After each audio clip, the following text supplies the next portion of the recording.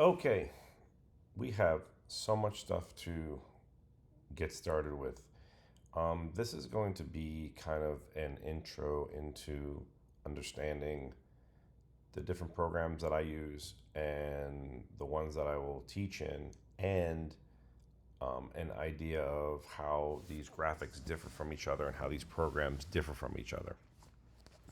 This video overall might not be as exciting as you would like it to be, but if you're going to try and learn any of this stuff, this is a great starting point. And I would encourage you to actually power through this video because it's going to be a lot of information about graphics in it and the software and what they can do. And I just feel like these are the things that are missed and why people have a hard time getting their images to look the way they want and for them to be clear, if you will. Okay, let's start out with a couple of reasons, not a couple of reasons, but just kind of an overview of what's going on here. So we have Photoshop, which is a pixel image editor. Basically means we edit pixel images inside of here. We're going to go over why we have two doggies up here in a minute. Then we have Illustrator, which is a vector editor, a vector editor. This is where you build vector graphics, and we're going to go over the difference between pixels and vectors here in a minute. If you do know the differences, I would also encourage you to continue watching because you might learn something that you didn't know, or I might explain it in a way that makes a little more sense as compared to what you've heard in the past. And then we have Canva. Canva can work with vectors and pixels inside of the same software, unlike Photoshop and Illustrator. Now, I will step back and say you can work with vectors inside of Illustrator, inside of Photoshop, and you can work with pixel images inside of Illustrator. The difference is that you have more editable capabilities inside of each program. So if you're in Photoshop, you have more editable capabilities with pixel images, and if you're in Illustrator, you have more editing capabilities with vectors. So they will work in both, and we will get to that, what the limitations are between the two when working with the format that they are not native in. So Canva works with both. The big difference is that inside of Canva, you really can't build images like you can in Photoshop or inside of Illustrator. Canva kind of more or less uses pre-existing elements, elements you could download from the internet, elements that are already pre-built. And side note, just so everybody knows, I am not using the paid version. This is the free version. So there are going to be some things that people want to learn how to do in Canva that I won't be able to do. For example, remove backgrounds. I can't do that because I'm pretty sure that's only in the paid version. Excuse me. If I get to a point where I need to do that, well, we can totally sort that out. But that's not in the scope of this video yet. So, and I would encourage you to use some other software to do that anyway, like Photoshop.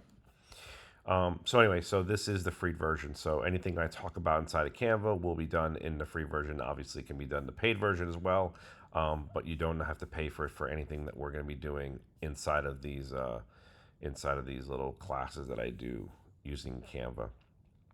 Okay, so let's start over here with Photoshop, and we'll start talking about pixels. Okay, so think of think of an image that has pixels as like a mosaic.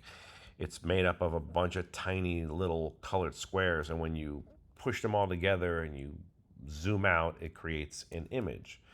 Um, that kind of plays into how resolution works. So the more little pixels you have in a small area, the higher resolution the image is going to be.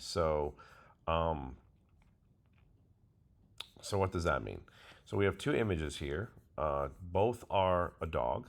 They both appear to be the same when you look at them like this, but they are different. This one on this side is at 300 dpi pixels. This one on this side is only 72. And this is, I think, what causes a lot of confusion when trying to get images to print. Because what happens is people will download these and be like, well, there's no difference. I don't see any difference. And then they try to manipulate them or blow them up or edit them and do all kinds of different stuff to them. And then they start to find out, well, there's a problem with this guy over here. So let's zoom in on the 300 DPI guy first. And we'll go into about, let's go into his eye. And we're at about 500%. You could see down here in Photoshop that it tells you how much you're zoomed in. And that's down here at the bottom on the left side. Here, my mouse is over here. 515% is what I'm zoomed in at. And we can still see, pretty good detail in the hair. The grain is only because that's what the image just happens to have grain in it. And a lot of images are going to end up having noise or grain. This could be noise or grain. This is just like what happens when you zoom in. But you can still see hair, and you can see his nose, and his nose is out of focus because that's just the way the image was taken. As you see, as we scroll over, it gets more in focus back here where the hair's out. So let's zoom into 500% over here on this side. And you'll notice something, that when I get to 540, it's not as close as this image is, because there's not enough pixels, there's not enough image to blow up to. It's doing math. So, excuse me, so 300 DPI at 500%, I zoom in a lot further because it's a higher number. 72 DPI at 500% is not as close. It's not as zoomed in because, once again, we're doing math. It's numbers. Now, it still looks good, but we're not as zoomed in. Now, if I zoom into about the same, let's go to his eye. Let me go over here to his eye real quick. Where you at, eye? Okay, if I zoom into this 72 dpi image to the same magnification that this eye is at, look what happens. We can immediately see a huge difference here. This one is very pixelated. This one is not. There are not enough pixels in this image that's 72 dpi to allow us to zoom into this magnification without it becoming pixelated. And this is what causes blurry images. This is what causes blurry prints when you have a low res image and then you try to resize it or make it bigger or what have you, or do anything to it really. Because even when you have an image that's low res like this and you try to start editing it, it causes problems, and you will see it in the final image. And once again, I'm going to back out here again. And this is what's so hard about this, is because just like this, they look the same. It's fine. Even to me, I'm like, yeah, it looks like a great image. Perfect.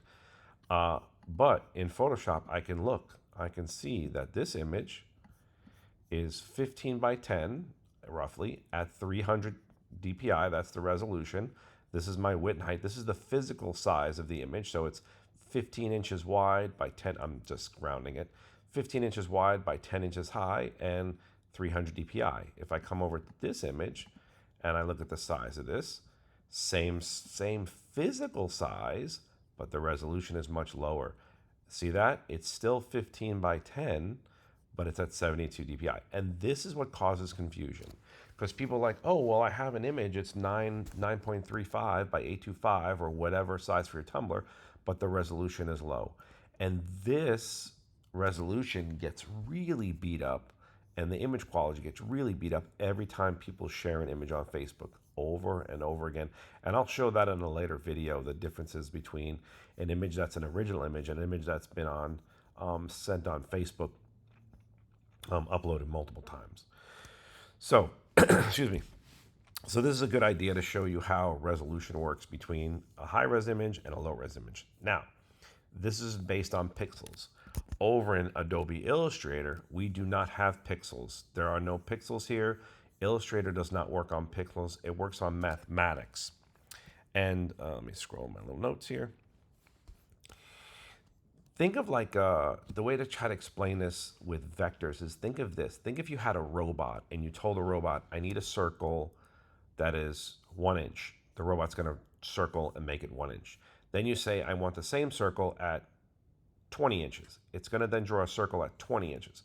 Every time you ask it to draw, it's going to redraw it. And every time it draws it, it's going to be perfect. So here, I'll show an example of that. So here's our two circles. I'm going to make one smaller than the other. And no matter what I do, when I zoom in, they look crisp and clean. Right now, if you look down here in the bottom, it might be a cut off just a touch, but it says 64,000. I'm zoomed in at 64,000%, and the line is still perfect. The crisp, clean edges. Now, I will show you this. There is a way to pixel preview in Illustrator. I'll show you that real quick. Pixel preview. And you'll see now, look at that, now it gets all pixelated. And the reason for that is it's showing us what it'll look like at this resolution. And just so you know, this gets a touch confusing, but I will explain this in later videos. This is previewing at 72 DPI, but we won't be exporting at 72 DPI, I can't speak. When you export images from here, you'll be exporting at 300. Excuse me. So you'll be able to export at 300 DPI, and these will look a lot cleaner. But I just wanted to show you that the difference between vector and pixel and how different it is and how clean it looks. So my images, a lot of my images I build inside of here, inside vector, and I bounce between Photoshop and Illustrator. So I will edit my pixel images over here in Photoshop and then bring them into Illustrator to furthermore do some other stuff on them. And I'll, like, again, that'll be in a much later video. But think of this as a very impressive robot that's able to redraw your images every time perfectly. Vector images are based on mathematics, not pixels. They're not pixel dependent like Photoshop. Their main great advantage is scalability. I can scale this as big as I want or small as I want, and it'll always stay perfect. It doesn't matter. Okay. I'm going to show that over here. This snowman that we have. I just downloaded this off the internet from a vector site. This is not pixels. This is vector. You can see that because as I hover over, this is each individual part already built for me. That's another advantage to vectors versus pixel images. Over here, if we wanted to change the color of anything, we'll have to make a selection. And selections can be challenging at times. Sometimes they're very easy, sometimes they're hard. Over here, you don't need to make a selection. You just click on the item you want to recolor or change the color of. And I'll do it in a simple instance because it does get, sometimes it can be challenging depending on how the vectors are built, because artists build vectors all differently unless you're building the vector yourself. So let's take this branch, for instance. I could select it and I come over here and just change the color of that branch because this is vectored. And it is this one element that somebody built, and I can change that. And so same thing, I'm going to zoom in on this button, and you'll see that I can go into 64,000%, and everything is perfectly crystal clear. No pixel, no breakup, nothing, no blurry. It's perfect. Okay? So there's vectors. Now, over in Canva, you have vector images and pixel images. So how do you tell the difference? So one main difference would be over here when you're going to look for elements, you can go to, let's see how they have it broken. Oh, they changed it actually. It used to be graphics. Oh, and they changed it because all these say graphics, but these are not all vector images. I could already see that by looking at it. So I would say bringing the image over here onto the artboard or canvas, if you will, would tell if it's vector or not. And I'll show you that right now. So I brought this guy playing a guitar, and when I click on him, up here you'll see these little squares. When you see these little squares, this lets me know that this is vectored. And the reason is for that is this is an SVG. This is broken up so that I could recolor this very easily. So let's say I wanted to change those all the green. I just click on that green and you'll see that I could change the colors of that green. Same thing, I could change the pink guitar by clicking on this pink square, and then I could change that guitar to whatever I want. This is vectored. This is pixels. Now watch. You won't see, when I click on it, you won't see any of these color squares because there are no colors to change on this because this is not vectored. It's pixels. So if I click on it, you'll now get edit photo. You'll see the difference here. Edit image, edit photo. Pixels, vector. So this is a pixel image, and that way you'll get these other options to edit them. Down here you have effects. If you want to change the color of this, you can do it by using the duotone, which I've shown in other videos. Super easy. But once again, if this was a pixel image with different images in it, or different elements, I should say. Let me find an example of that so it makes more sense what I'm trying to say. Let's see. Let me go to. That's probably vector. Yeah, that's vector. We don't want that. Let me see what else is in here. I'm trying to find something that's an image, not a vector, because I want to show you how. Oh, these might be. Is this? Nope, that's vector too. There's a lot of vector graphics in here, which is great because this just will allow you to build crystal clear images. That's vector as well. Let's see. Let's do this. Oh, I'm in graphics, that's why. Let's try that here. All right, here we go. So this is a Pro one. That's why it's got the mark on it, but that's okay. That we're still going to be able to show you what I want to show you. So here's a red car, right? If I wanted to change the color of the red car, the problem is you cannot make selections inside of Canva. So I can't break away just the red. So when I go to change the oh, it won't even let me edit it because I don't have the paid version. Oh my God. All right, let me get you. Let me maybe go to an upload. Oh, here we go. I could use the Santa Claus.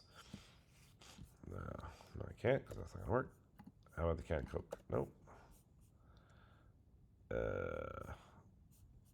I use this? Nope. Wonder why none of these are uploaded. That's interesting. My example is not such a good example. Okay, this will work. Okay, so this is one image. It's a pixel image, and let's say I wanted to just change the logo of the New York Yankees logo. I cannot do it because I can't select it. So what happens is when I go to change the color, it changes the whole thing. And this is kind of where using like Photoshop and Illustrator come in handy, because in a pixel image, I could select just this logo. I cannot do that in Canva. So when everyone's asking, oh, I want to learn to change colors, I want to do this, you can do it inside of Canva with the overall image like this, if it's one element. But if there are multiple elements, and by elements I mean this has drip, it has a glitter background, it has the name of the team, and it has a logo. If you only want to change one element inside of here, you cannot do that with a flat image inside of Canva. You would have to come up with some really creative ways to pull that off, and I would say you're just gonna have a headache on your hands. You're just better off having the elements separated and then trying to do that. So in this instance, I would say this is kind of one of those reasons not to use Canva. So there you go. So here we go. So we have vector and we have pixels, and we talked about pixels, the difference between pixels, and the difference between vector images, and the difference between why you would want to use vector because they're so much cleaner, and difference with Photoshop. So that's just, like I said, that's just an overview just to kind of give you an idea of what we're going to start talking about. I'm not really one to just jump into this is how you do this. I want people to learn these tools and what they do and kind of how things are working behind the scenes, because it gives you a better understanding and helps you as you progress forward.